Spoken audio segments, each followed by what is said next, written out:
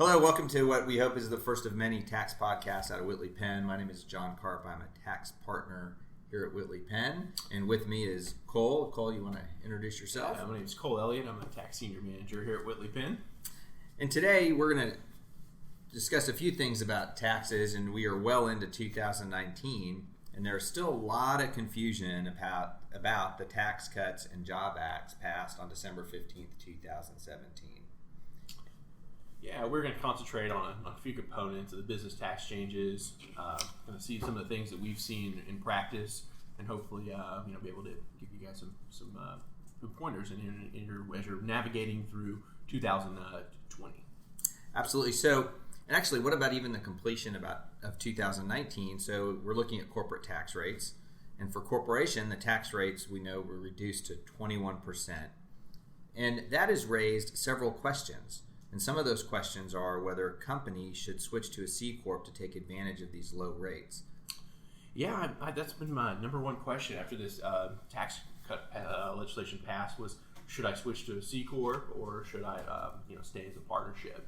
And I think there's a lot of different scenarios that you can go through to get to that answer.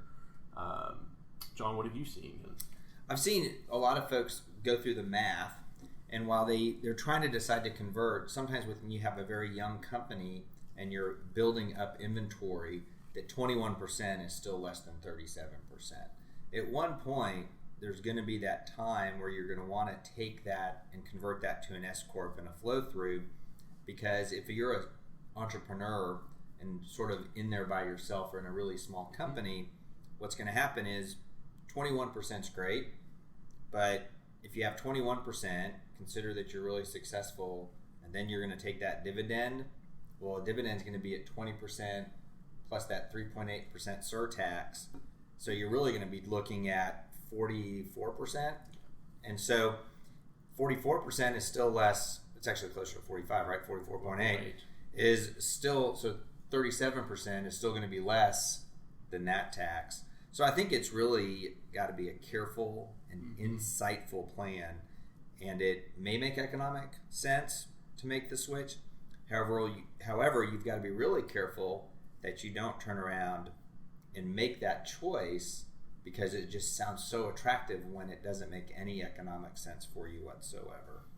Agreed. I'm only one of the few scenarios I've seen where it maybe makes sense is if a company is down the road looking to sell, and may not going to be pulling any money out in the front end, and they can take advantage of the 21% and then sell for capital gains rates. But that's assuming someone's going to want to buy your stock. Exactly. If nobody buys your stock, which doesn't happen too often today, you see that in big companies. In small companies, what we see is people want to do asset sales, and if they do an asset sale, then they don't even get the attractive stock purchase or stock sale. The good news is if they do get the stock sale, they have some other great opportunities to save some money in terms of the 1202 gain, which is a way that you don't even have to pay any tax on the sale of your stock if you've had your business for a little while. So I think in the end, what really folks have to do is make sure they call us or call whoever they're going to call for that advice to make sure they don't pull the trigger because it just sounds good. Exactly.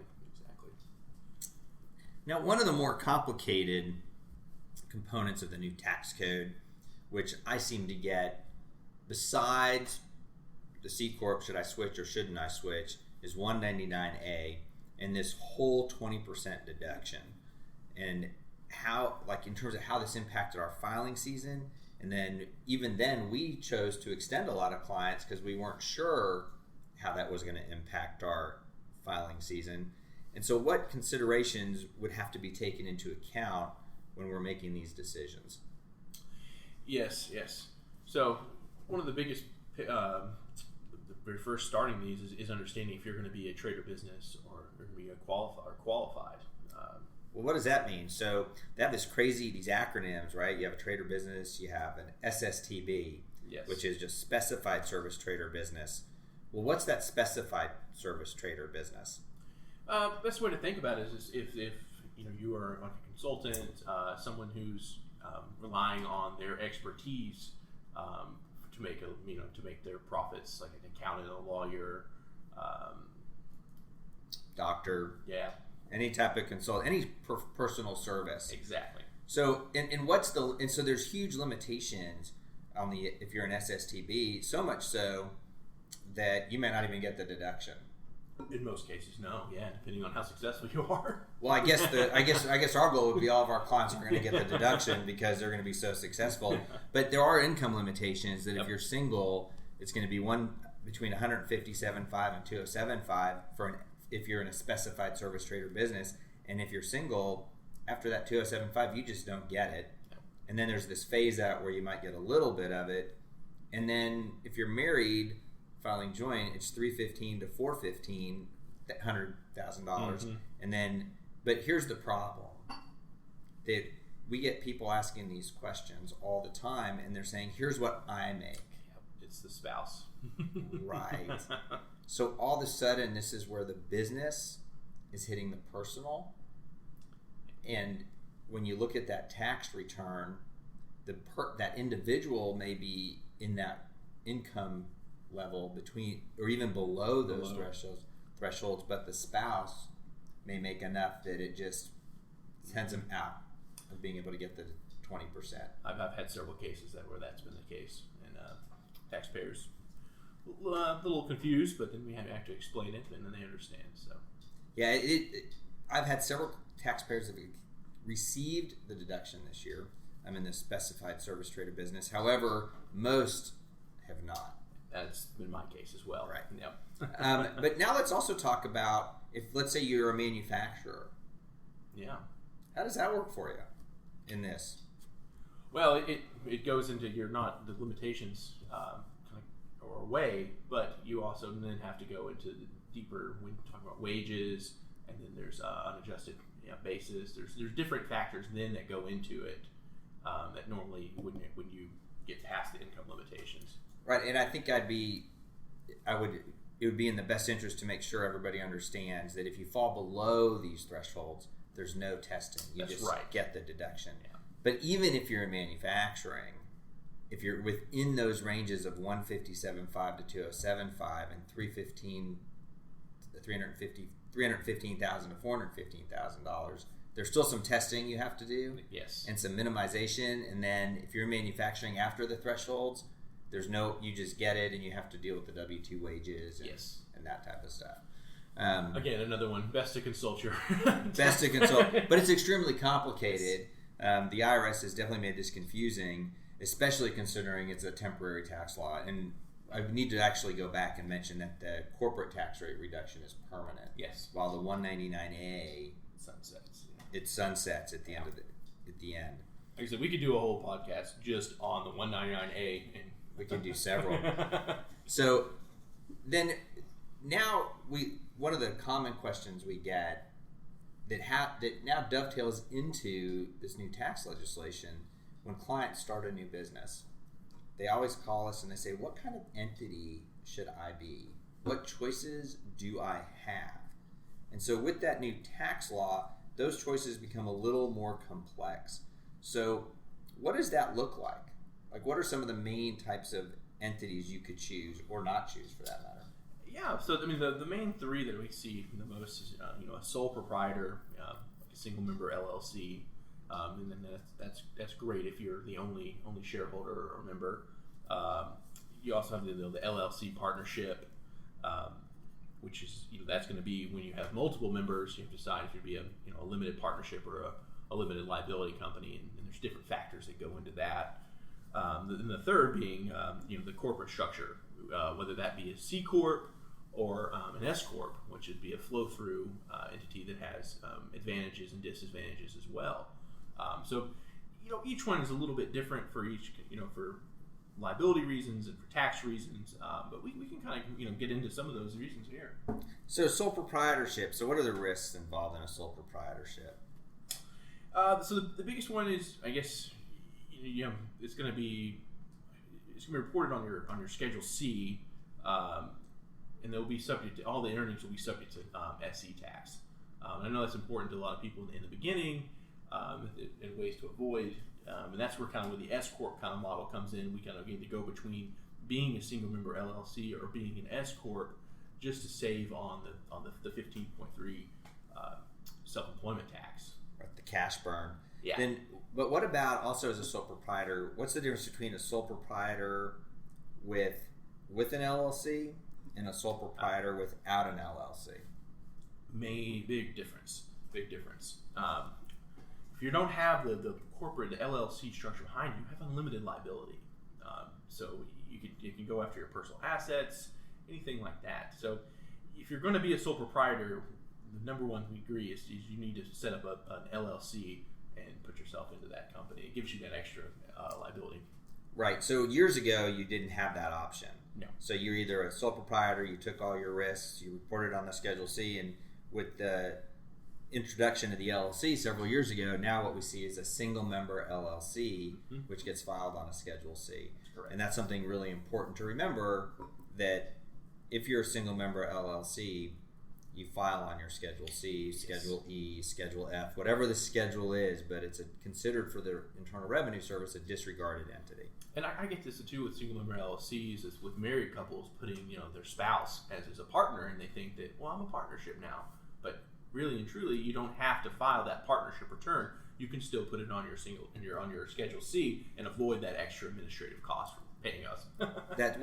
Correct. Some people want it off their personal tax return. They do. And adding their spouse enables that, but then you can also keep it on your tax return. I've seen it both ways. That's right. So what happens if you're a single member LLC and then you decide to take in another member? Can you keep it on your Schedule C, assuming that new member is not your spouse? You cannot. At this point, you must file a Form 1065 and report that income through a partnership. And so you cannot have two members and still be on your Schedule C. So that's right. So, and then the LLC is treated like a corporation, or from the liability protection, yeah. but it's a partnership. Now, do you have to be a partnership, or can you make some other elections? Actually, don't. You can, at this point, once you file your first return, you can make an entity classification and either become a partnership or become a corporation. Even go so far, I guess you can even become an S corp. Make the election on your first corporate return. So, right. So does anybody ever incorporate as an S corp? No, they do not. Right. So because the corporation's done with the state. Yes. And then the election to be treated as an S corporation is done with the federal government, with the Internal Revenue Service. Made timely with 45 days from the time of inception, or you can file for late relief on your first tax return. Right, you can file for a late relief, which I believe is automatic. 75 days. 75 days. 75 days. Yeah. 75 days. And days mixed up. And those late elections are almost always granted. Yeah, like I say, it's almost automatic. I joke with folks that you can be a procrastinator, but the IRS gives you almost 2 years to procrastinate this. Yeah. And if you have a good cause, they still will give that to you. Yeah, I think they only ask for you to be acting as an S corp the entire time. So, which the only item they've changed in the last few years on the form to file the election as a Form 2553 is they make you now sign that says, here's the reasons why I'm filing this form late, and all the reasons I'm filing it late are because, and I'm filing this under penalties of perjury. So they added just a little bit more strength to their form, maybe. Yeah. We'll see if they enforce that. Right. With that, we have one last, just because we're going into the 6-month mark of 2019. So for some of our clients that might be listening, there's only one part. We spoke at a conference, or I spoke at a conference, and I asked that group, and I said, hey, can you still deduct your Ranger tickets? and they said yes. And I was really surprised, because with the new tax legislation, sports tickets from an entertainment standpoint are no longer deductible. Yes, that's was a season ticket renewals came up last year. That was a major question that came up with our clients, and yeah, you're right that you cannot deduct the actual cost of the ticket.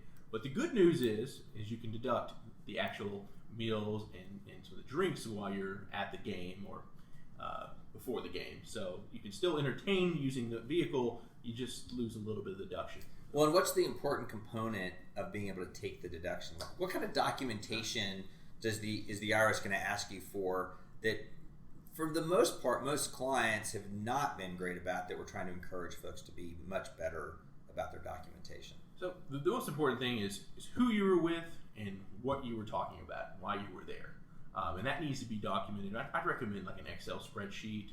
A lot of our clients, like I said, they just pull up their Amex statement and just start highlighting.